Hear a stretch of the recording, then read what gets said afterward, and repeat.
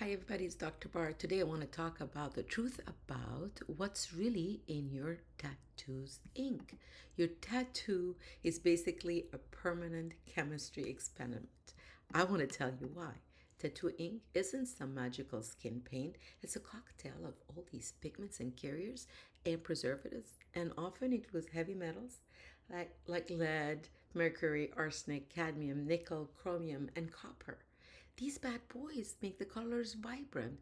The red loves the mercury sulfide, and the black pigment carbon and nickel traces. But they are not meant to live inside your body, right?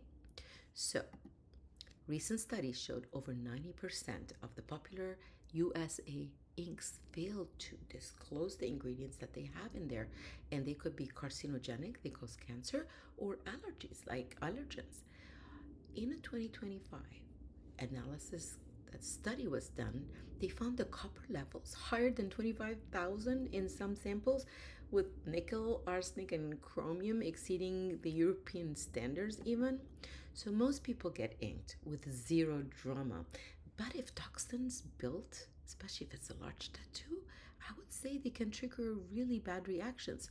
Watch for these red flags. Number one, the systemic SOS. This is fatigue, headaches, joint pain, aches, foggy, brain tremors, and that's hello Mercury, by the way, and mood swings or numbness, meaning you're numb. That's arsenic levels. So the long game worries me because emerging 2025 studies link tattoos, especially the large ones, to higher risk of lymphoma, that is a cancer, and skin cancers as well, 2 to 3 times more than the regular people not being tattooed. So that's a higher risk. Ink migration to the lymph nodes, that's where the lymphoma would be, right? Causes also chronic inflammation, potentially messing up with your cellular growth. So the good news, you're not doomed. Options exist. Mild reactions, you do a topical steroid or antihistaminic or creams to calm the storm. However, if there's heavy metals and you need to get tested, that's a urine or blood test, you need to go to see a doctor.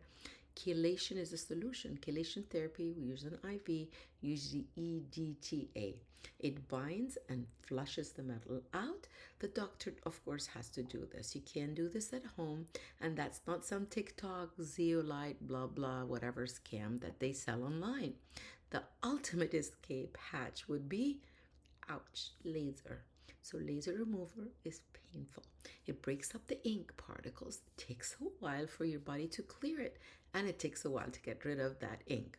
So you have to release and detoxify these heavy metals if they're released when you laser it.